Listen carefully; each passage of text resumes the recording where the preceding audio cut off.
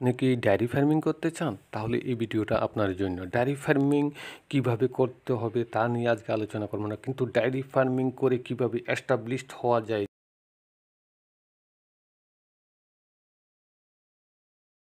Tripura government ভর্তুকি দিয়ে যে সেক্সুয়াল সিমেন্ট যে কিভাবে গ্রামেগঞ্জে ফার্মাররা উপকৃত হচ্ছে, ওই ফার্মাররা কি ওপিনিয়ন দিচ্ছে, কী রকম বলছে উনি ওইটা পেয়ে, যে সেক্সুয়াল সিমেন্ট দিয়ে যে বাচ্চা পাওয়া যায় তার উপর ওনার কী প্রতিক্রিয়া। আসুন না সবাই মিলে দেখে যাই।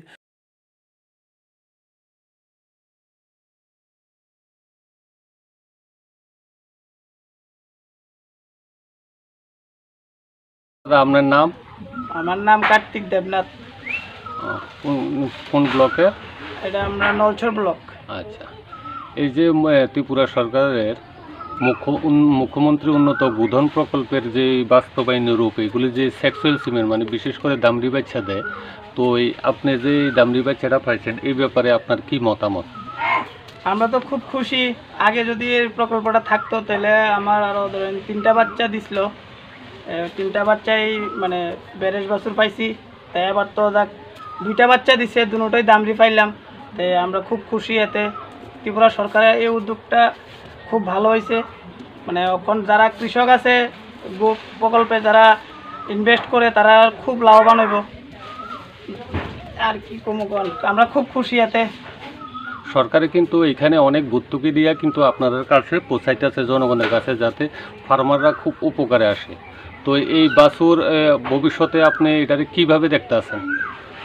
ভবিষ্যতে তো ধরেন ওই তো কইলাম, আমার মতো বেকার ছেলে, ধরেন আমি 2003-এ কলেজটা হওয়ার পরে তো বেকারত্ব জ্বালায় ভুগতেছিলাম। তারপরে আস্তে ধীরে গরু নিলাম। এই গরু নিয়ে এখন যখন যদি ধরেন আজকে আরও 1-2 বছর আগে প্রকল্পটা পাইতাম, তাহলে এখন আমার মোটামুটি 60টা মানে গরু হইতো। আমি এখন আমার 3টা গাই আছে আর বাছুর আছে 3টা। তো এখন এই প্রকল্পে আমার এখন আরও 3টা গরু বাইরে গেল। যদি এটা আরও ধরেন 1-2 বছর আগের থেকে চালু হইতো তাহলে আমরা আরও লাভবান হইতাম। এই খুব একটা ভালো উদ্যোগ।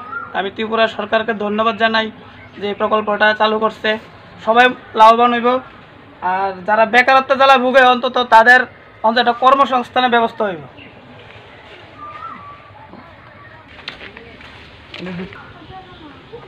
এই দেখেন আমার ছোট্ট একটা ফার্ম।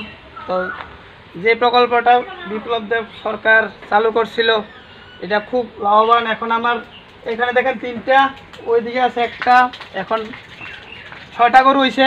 আর আমি সরকারের কাছে যদি আমাদের ছোট্ট ছোট্ট যারা কৃষক আছে তারা যদি সরকার কিছু সাহায্যের মানে ওই প্রকল্পে যদি কিছু সাহায্য টাহায্য করতে পারতো তাহলে আমরা আরও লাভবান হইতাম। ধরেন কিছু খাওয়া টাওয়া বা কিছু, আমার একটা শেড, ভালো শেড নাই, এটা মোটামুটি কোনো মতে করে আছি। মানে এইটাই সরকারের কাছে আমি আশাবাদী আর কি। ধন্যবাদ।